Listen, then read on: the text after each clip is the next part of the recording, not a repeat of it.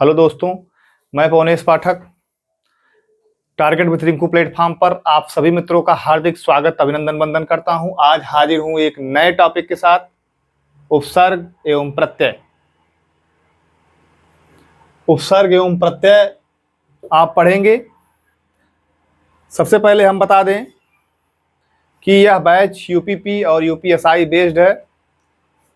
इसमें आपको संपूर्ण सब कुछ मिलेगा जिससे आप हिंदी को पूर्णतः कंठस्थ कर सकें। कुछ भी ऐसा नहीं रहेगा जो शेष रहे। तो दोस्तों, उपसर्ग तथा प्रत्यय, सबसे पहले हम उपसर्ग शुरू करते हैं।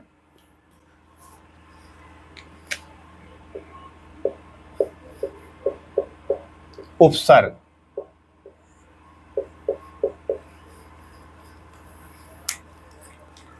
उपसर्ग अर्थ शब्द से ही स्पष्ट है। पास में बैठकर नया अर्थ वाला शब्द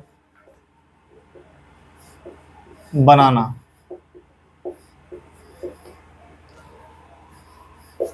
उपसर्ग का अर्थ है पास में बैठकर नया अर्थ वाला शब्द बनाना। उपसर्ग हमेशा वाक्य के नहीं बल्कि शब्द के आरंभ में लगता है। उपसर्ग शब्द के आरंभ में लग कर उसका अर्थ बदल देता है और उसे अर्थवान बना देता है। या तो अर्थवान बना देगा या अर्थहीन बना देगा, लेकिन उसका अर्थ बदल देगा। ध्यान दीजिए, उपसर्ग का कोई स्वतंत्र अस्तित्व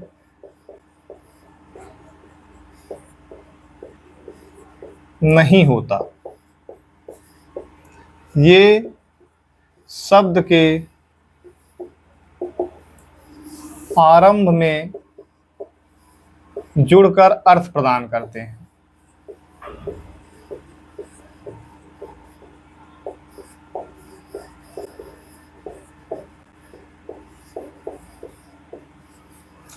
उपसर्ग का कोई स्वतंत्र अस्तित्व नहीं होता। ये शब्द के आरंभ में जुड़कर अर्थ प्रदान करते हैं और शब्द को अर्थवान बना देते हैं। लिख लीजिए, ये शब्द के पूर्व भाग में लगते हैं।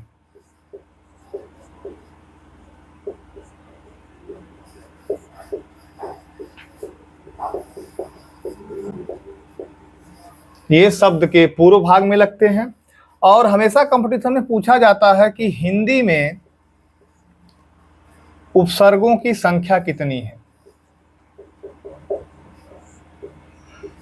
हिंदी में उपसर्गों की संख्या हम आपको संस्कृत में भी बता दे रहे हैं और उर्दू में भी बता दे रहे हैं।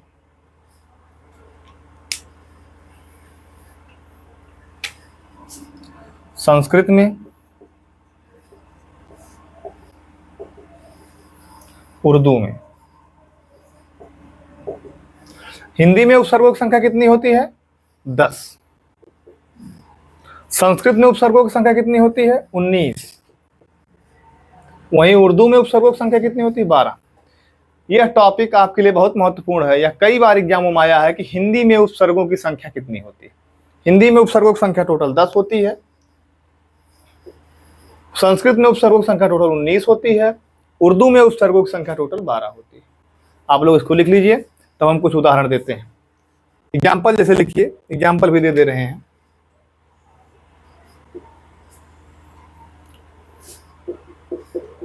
एग्जाम्पल जैसे देखिए, अधर्म। यहां पर आ उपसर्ग जुड़ा है।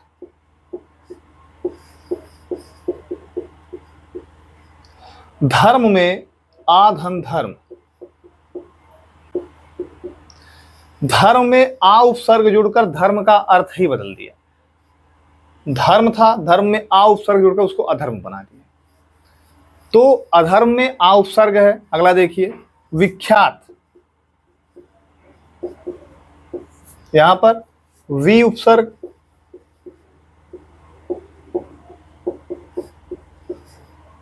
विख्यात में क्या है, ख्यात में वी जुड़ा तो वी उपसर्ग से विख्यात हो गया।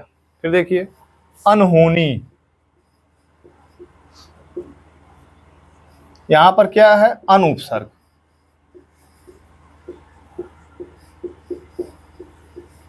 अनहोनी में अनुपसर्ग जुड़ा और होनी को अनहोनी बता दी। अगला देखिए संभावना,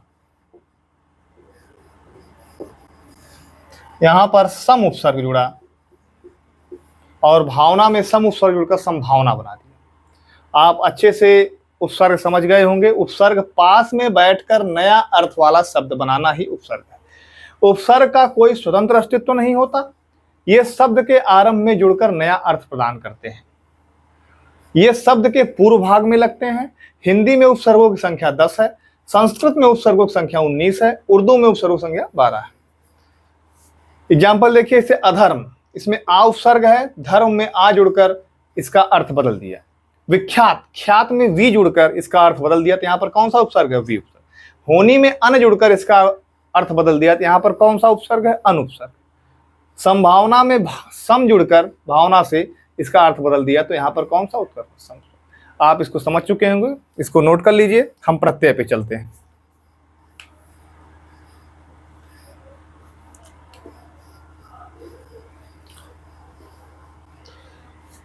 स्क्रीनशॉट ले लीजिए या नोट कर लीजिए। चलते हैं प्रत्यय।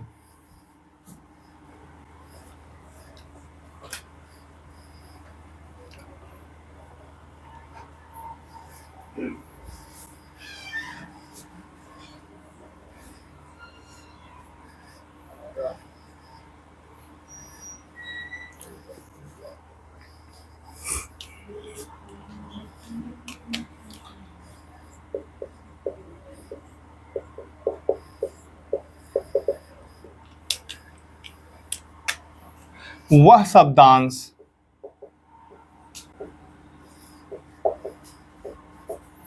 जो किसी शब्द के बाद में आकर विशेष अर्थ प्रदान करते हैं,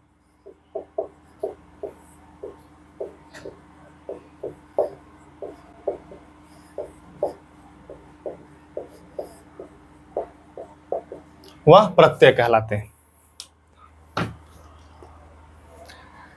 वह शब्दांश जो किसी शब्द के बाद में आकर विशेष अर्थ प्रदान करते हैं।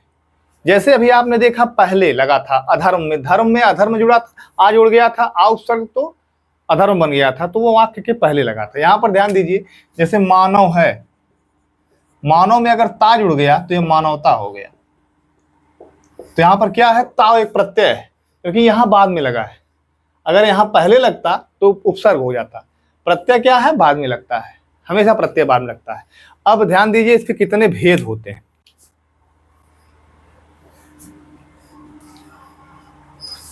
प्रत्यय के दो भेद होते हैं, कृत प्रत्यय, तद्धित प्रत्यय।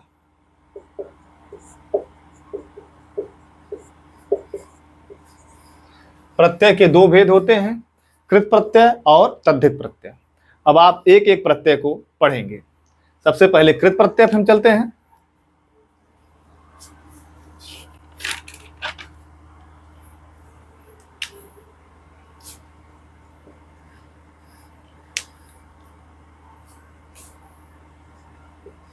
कृत प्रत्यय,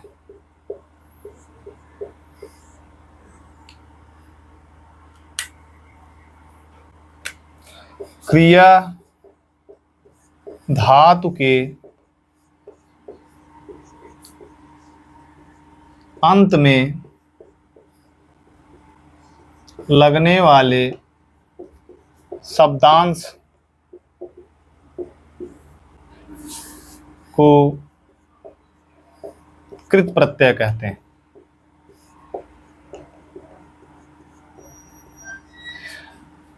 इससे बनने वाले शब्द कृदंत कहलाते हैं।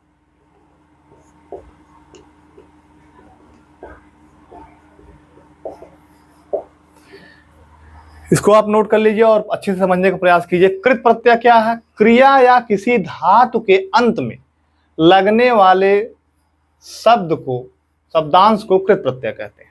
अभी आप समझने का इसको प्रयास कीजिए। जैसे एक धातु है, धातु क्या है? एग्जाम्पल समझिए, लिख धातु, पठ धातु, पठ धातु। अब देखिए, लिख धातु से आप इसको बना सकते हैं लिख धन ना प्रत्यय। तो क्या हो गया? लिखना। पठ धन ना प्रत्यय, तो क्या हो गया? पढ़ना। आप समझ में आया? क्रिया या धातु के पढ़ धन्ना, क्रिया या धातु के अंत में लगने वाले शब्दांश को कृत प्रत्यय कहते हैं। जैसे आप ध्यान दीजिए, एक और उदाहरण ले लीजिए, लेख धन अक, लेखक।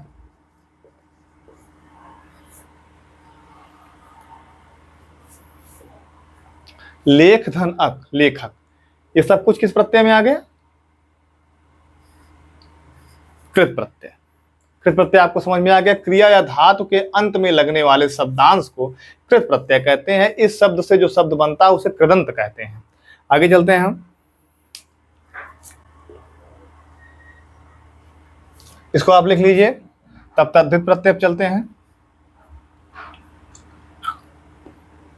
मिटा रहे हैं, स्क्रीनशॉट ले लिए कीजिए आप लोग, ताकि पढ़ाने में जल्दी हो और आप लोगों को पढ़ने में भी।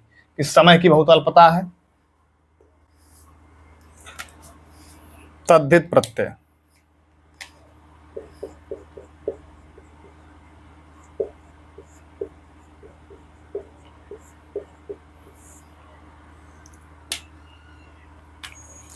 संज्ञा,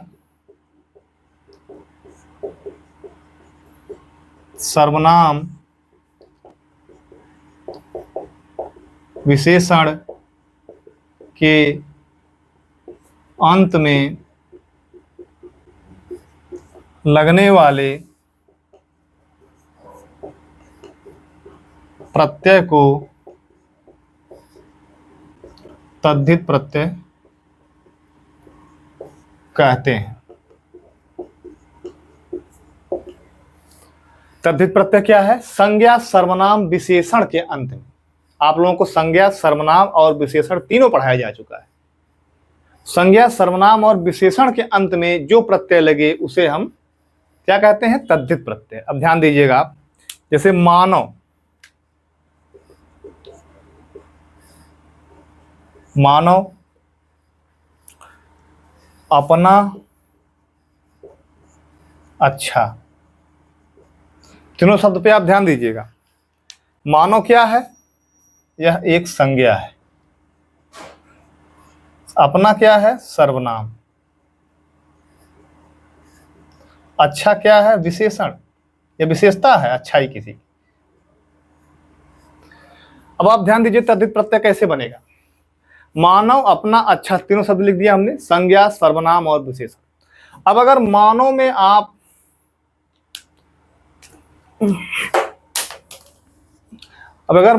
आप ता जोड़ देते हैं तो यह हो जाता है मानवता। ये क्या बन गया? तद्धित प्रत्यय। यहां पर ता क्या है? तद्धित प्रत्यय। अगर आपसे पूछ ले ता क्या है मानवता में? तद्धित प्रत्यय। अपना में यदि आप पन जोड़ देते हैं तो हो जाता है अपनापन। यह क्या है? पन। यहां पर तद्धित प्रत्यय। समझ में आ रहा है दोस्तों? यहां पर ता जो है तद्धित प्रत्यय है, यहां पर पन तद्धित प्रत्यय है। यहां पर यदि आप आई जोड़ देते हैं तो हो जाएगा अच्छाई। यह आई क्या है? तद्धित प्रत्यय। मानव धनता, अपना धनपन, अच्छा धन आई, यानी अच्छाई। मानवता, अपनापन, अच्छाई। मानव संज्ञा है, संज्ञा में जब ता जुड़ा तो मानवता हुआ, तो ये भी तद्धित प्रत्यय यहां पर ता है। अपना में जब पन जुड़ा तो अपनापन हुआ, तो सर्वनाम में पन जुड़ा तो यहां पर भी तद्धित प्रत्यय है। अच्छा में जब आई जुड़ा तो अच्छाई हुआ। ध्यान दीजिए एक बार और, तद्धित प्रत्यय क्या है? संज्ञा सर्वनाम विशेषण के अंत में लगने वाले प्रत्यय को तद्धित प्रत्यय कहते हैं।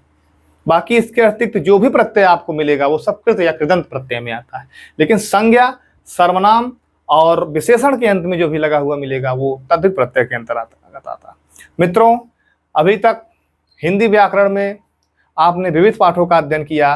अब कल से टफेस्ट पाठ जो है उसका अध्ययन शुरू करेंगे हम लोग, संधि, समास, रस, अलंकार, छंद।